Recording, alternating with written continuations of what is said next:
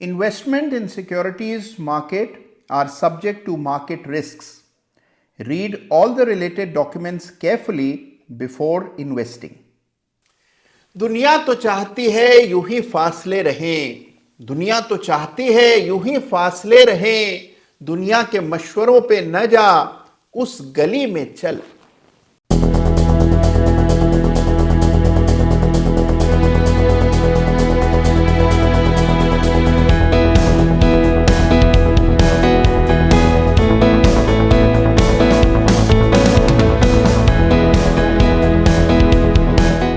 नमस्कार, जय Shri Ram. Chart of the week के एक और ताजा तरीन संस्करण में आप सभी का बहुत बहुत स्वागत। हाल में आया बजट और बाजार ने नए हाइस लगा दिए। अब ऐसे में कई ऐसे चार्ट्स हैं जिनमें ताबड़तोड़ तेजी देखने को मिल रही है। जबरदस्त तूफान पर कई सारे चार्ट्स हैं। अब ऐसे में चार्ट्स कौन से विशेष हैं, किन पर ध्यान देना है, ये आज के चार्ट ऑफ द वीक में हम जानेंगे। लेकिन आगे बढ़ें, चार्ट्स की चर्चा करें उससे पहले हमेशा की तरह आपको याद दिलाना मेरा दायित्व है कि चार्ट ऑफ द वीक में जिस किसी चार्ट का भी मैं उल्लेख करता हूं, जिक्र करता हूं, बात करता हूं, किसी भी चार्ट पर मेरी कोई खरीदने और बेचने की राय नहीं है, कोई मशवरा नहीं है कि आप इसे खरीदें या बेचें। केवल उन चार्ट्स पर हम चर्चा करते हैं जिसमें कुछ सीखने योग्य होता है। जिन चार्ट्स को समझकर आपका एनालिसिस और पैना हो सकता है, उन चार्ट्स को पूरा बाजार खंगाल कर हर सप्ताह में आपके सामने रखता हूं।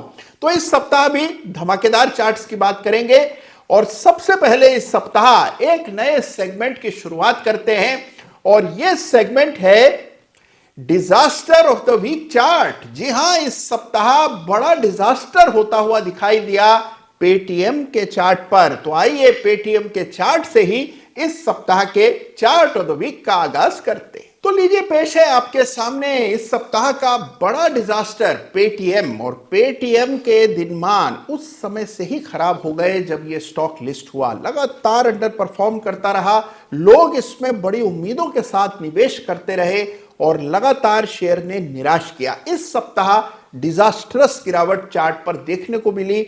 आरबीआई की तरफ से कुछ एक्शन हुए और उसके नतीजतन बड़ी गिरावट हुई। देखिए, अब यहां सीखने योग्य बात क्या है? सीखने योग्य बात यह है कि जब कभी आप किसी चार्ट को स्टडी करें, गिरावट भले ही पेटीएम में इस सप्ताह आई हो, लेकिन इस बात पर जरूर ध्यान दीजिए कि यह स्टॉक लगातार बाजार को अंडर परफॉर्म करता आया है और अंडर परफॉर्मिंग शेयर में ही आमतौर पर बड़े फॉल, बड़ी गिरावट आती है। तो पेटीएम के चार्ट को देखते हुए ये जान लीजिए, अंडर परफॉर्मिंग शेयर्स में आपको विशेष सावधानी रखनी होती है। तो पेटीएम की इस गिरावट के बाद ये चार्ट बहुत ही इंपॉर्टेंट हो गया, इसको जरूर ध्यान से समझिएगा। एक मेजर सपोर्ट के करीब चार्ट पर अब आपको ये ट्रेड होता हुआ नजर आ रहा है और ये लेवल अगर टूटे तो नई गिरावट इस चार्ट पर मुमकिन है। एक तरफ है डिजास्टर ऑफ द वीक और अब आइए देखते हैं master blaster of the week chart. तो यह है आपके सामने इस सप्ताह का master blaster of the week chart, यानी एनबीसीसी का वीकली चार्ट। देखिए क्या जबरदस्त तेजी इस सप्ताह इस चार्ट पर देखने को मिली। लगभग 47% एक ही सप्ताह में चढ़ा है। एनबीसीसी 160 को भी पार कर गया। तो एक तरफ डिजास्टर, दूसरी तरफ मास्टर ब्लास्टर और यहां पर भी वही लेसन आपको देखने को मिल रहा है। जिस तरह पेटीएम लगातार बाजार को अंडर परफॉर्म कर रहा था, एनबीसीसी लगातार बाजार को आउट परफॉर्म कर रहा था और आउट परफॉर्मिंग शेयर में ही बड़ा मूव आता है। ये एनबीसीसी के चार्ट से सिद्ध हो रहा है। तो इन दोनों ही चार्ट्स को देखिए। तो हर सप्ताह मैं प्रयास करूंगा कि उस सप्ताह का डिजास्टर और मास्टर ब्लास्टर चार्ट आपके सामने रखूं। यह सेगमेंट आपको कैसा लगा मुझे जरूर बताइएगा। आपके फीडबैक पर ही इस सेगमेंट को मैं आगे जारी रखूंगा।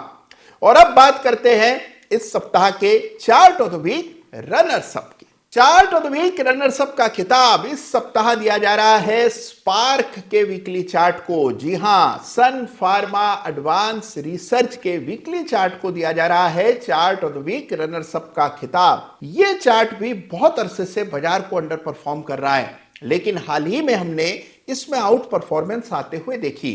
बड़ा ब्रेकआउट हुआ और उसके बाद कई सप्ताह का एक कंसोलिडेशन भी चार्ट पर देखने को मिल रहा है। तो चार्ट को गौर से देखिए, आप देखेंगे कि एक बड़ा ब्रेकआउट चार्ट पर साफ दिखाई पड़ेगा।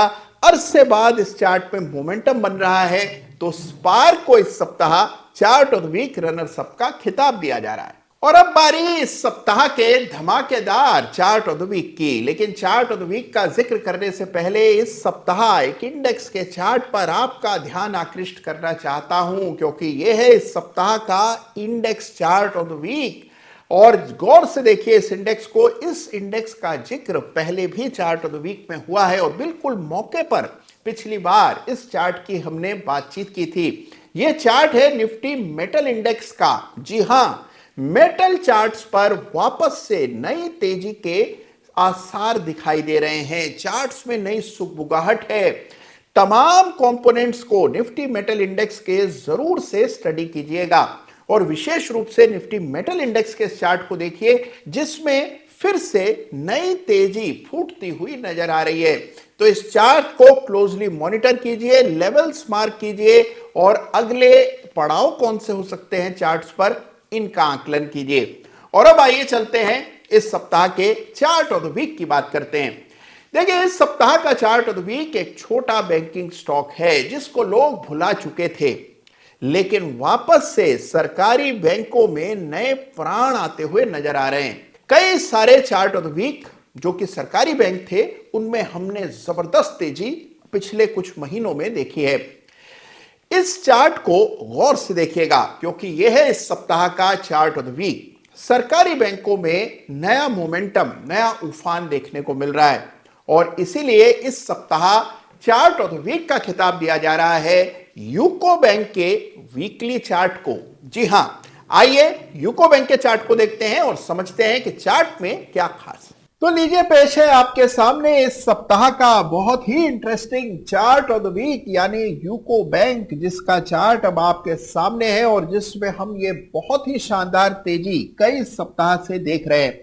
इस सप्ताह इस स्टॉक में गजब की तेजी बनी और 50 रुपए के ऊपर यूको बैंक बंद होता हुआ नजर आया। तो फिर इतना बढ़ जाने के बाद इसे चार्ट ऑफ द वीक का खिताब भला क्यों मिल रहा है, आइए समझते हैं। देखिए, सबसे पहले चार्ट पर लगातार हायर बॉटम बनते हुए नजर आ रहे। एक फ्रेश ब्रेकआउट इस सप्ताह आया है, ये तो आपको चार्ट देखकर समझ आता है। लेकिन थोड़ा इतिहास में पीछे जाए तो इस चार्ट की असल तस्वीर आपके सामने धीरे धीरे उभर करके आएगी। चार्ट पर एक रेखा डालें और ये रेखा आपको इन स्तरों के आसपास डालनी होगी। ये स्तर 45 रुपए के आसपास हैं।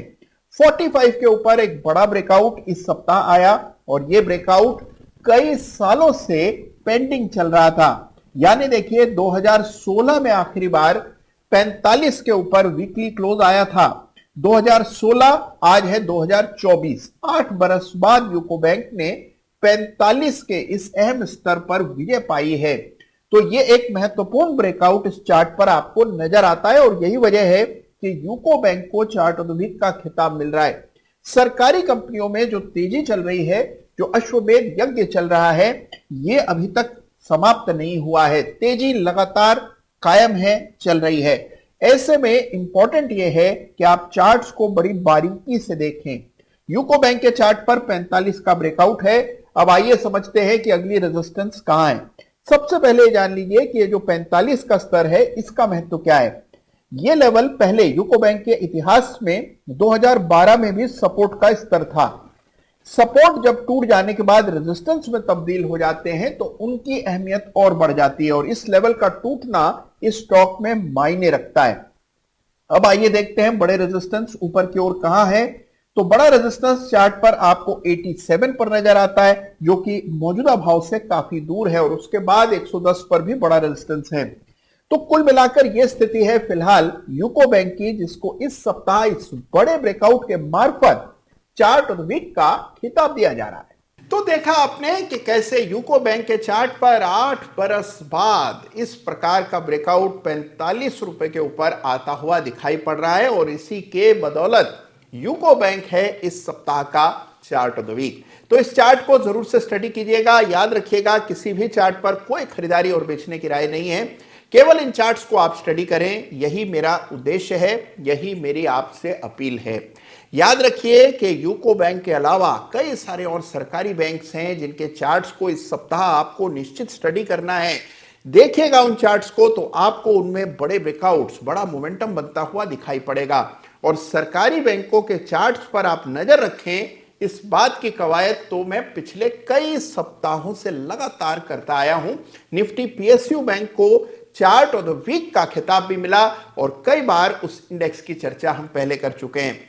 तो लगातार सही चार्ट्स देखते रहिए, बाजार के मोमेंटम को समझिए, किस सेक्टर पर बाजार ज्यादा मेहरबान है उस सेक्टर को पहचान कर उस सेक्टर के चार्ट्स को स्टडी कीजिए और आपको बेहतर मौके मिलेंगे बाजार में। तो यह है इस सप्ताह का बड़ा ही रोचक चार्ट ऑफ द वीक। कैसा लगा आपको, हमेशा की तरह मुझे जरूर बताइएगा। और हां, हमने जो नया सेगमेंट इस सप्ताह शुरू किया है उस पर भी अपनी बेबाक राय मेरे साथ साझा कीजिएगा कमेंट सेक्शन में। ख्याल रखिएगा अपना, अपनों का भी। आप सभी का बहुत बहुत धन्यवाद। जय हिंद, जय भारत।